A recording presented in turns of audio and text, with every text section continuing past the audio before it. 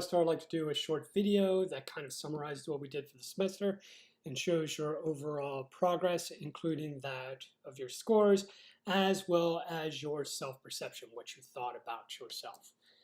What we can see is that you had a very positive experience in animal behavior as indicated by your understanding of animal behavior as well as research and statistical skills. This figure is called a paired figure, and what you are looking at is you're looking at the results of your test before the class relative to after the class. I had everyone take this test before we began the class, and then I asked everyone to take this same test at the end of the semester. About 60% of you did, which is unfortunately below the threshold we agreed upon in terms of a bonus point, but it still gives a good representation and good information about you.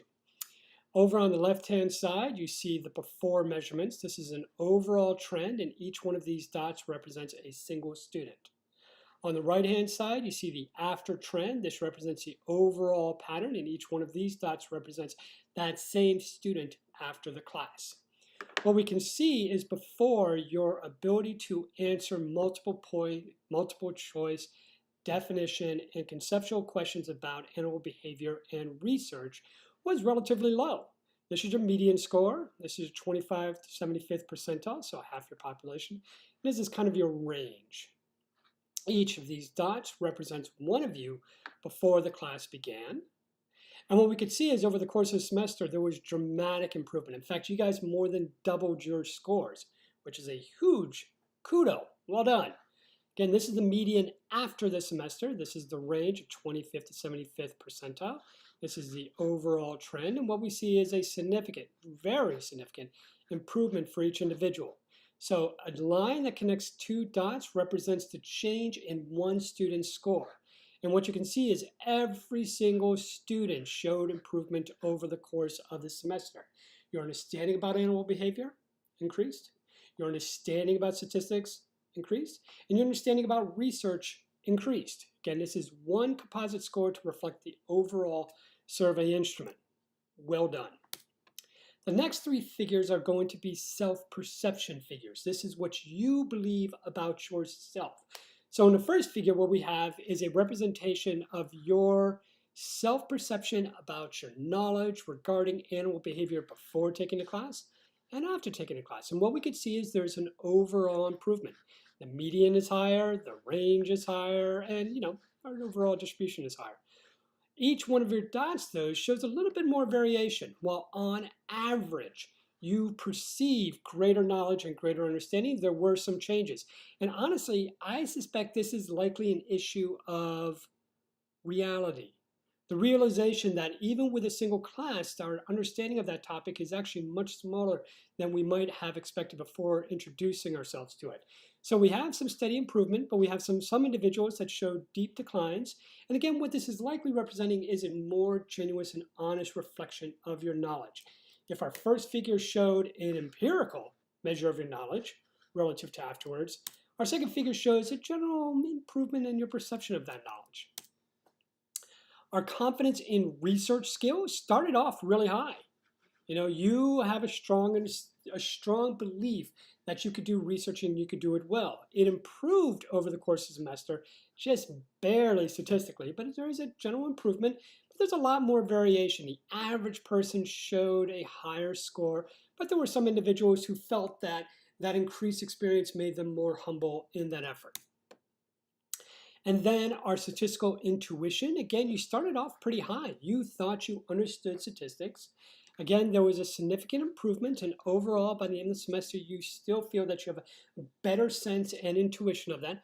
But again, there's quite a bit of variation, and some of our highest scoring individuals actually suggested that they had a less intuition about it, which again suggests to me is a greater sense of humility, a realization that these are really difficult topics that take a lot of time and a lot of effort to fully understand. Our goal is to take each one of these experiences like a class to make better use of it. And what we have clearly show is that you guys do exactly that.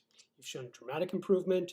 Your self-perception might be a little bit higher than the reality, but what you're doing is making very good, steady gains.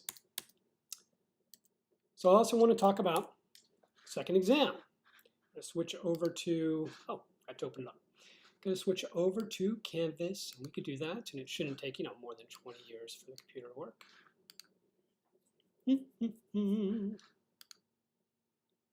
I can say while I'm doing this, your final exam, your final grades were excellent.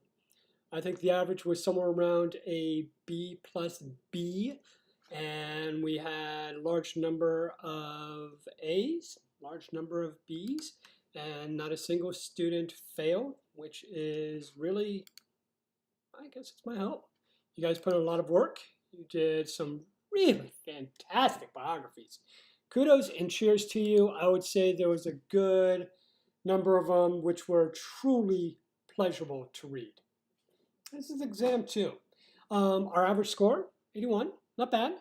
We did have quite a bit of range. We had almost some perfection, 96. We had some low scores. In fact, one score, that was a failing grade. But beside that one score, everyone else passed. The amount of time you dedicate to this, I can only hope that you left this online. Was huge. So let's go through a few of these. Some of these were very straightforward, very successful. Not surprisingly, you guys had some difficult time both in the post-class survey as well as in here in regards to what different types of neurons would do for an organism. Other things you found fairly streamlined. You did very well. That was good. A little bit of problem here. And I also admit, it was one of the last things we talked about, so maybe I'm not surprised overall. A little bit of an issue here. And remember the A2 receptor in a moth, that is the receptor that only fires off when the intensity of the received signal is huge. And the received signal is going to be huge when the bat is right on top of that moth. Boom, what they're going to do is drop and fall to the ground. The honeybees, I love the honeybee bands, but I'm telling you, not as good as I might hope. If the sun is over here and the waggle is that direction relative, then it goes to the sun and turns a little bit to counterclockwise. And in this case, that would be C. Other stuff you guys did well. This one's tricky. You guys rocked it very well. Fluctuating asymmetry. Yep, we talked about this, and this was a hypothesis that a lot of people gave. But remember, if the bat produces a lot of earwax to muffle sound, that means they can't hear themselves, and that would defeat the purpose of their ears. Biggest attenuation is from the highest call. And then this is just looking at some results. But well done. This one caused a lot of issues. What makes this operant conditioning? It's a type of associative learning where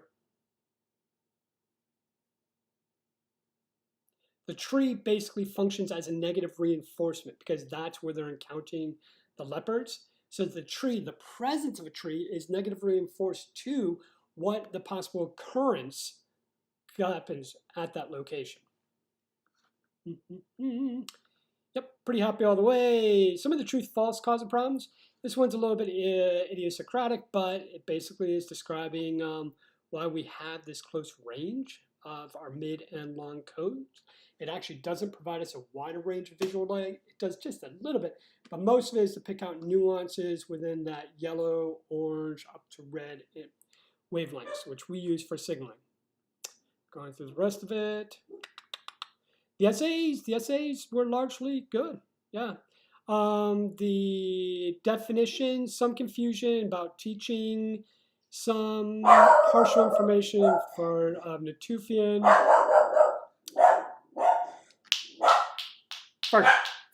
Nope. That's my dog. She's saying hi. Come on. She does not like anyone but her own family to come to the door. And if anyone else comes up, she's what we would say is a barker. This actually largely good. There were just a few people who got confused about the neurons and much better than previous years. Cheers to you. This one, people didn't really deal with the paper. That was the main reason that there were some issues in terms of the white-crowned sparrows. This one, people did well about the dogs. They're learning. What people didn't do is deal with all the data. They would just pick and choose a few things that they want to talk about. And this one, people did very well. Yes, we have Conrad Lorenz in imprinting. We have Tinbergen and the Gull work, and we have Von Frisch and the Waggle dance. So again, well done. Well done in the post-class survey, well done in exam 2, and well done in terms of your final grades in animal behavior.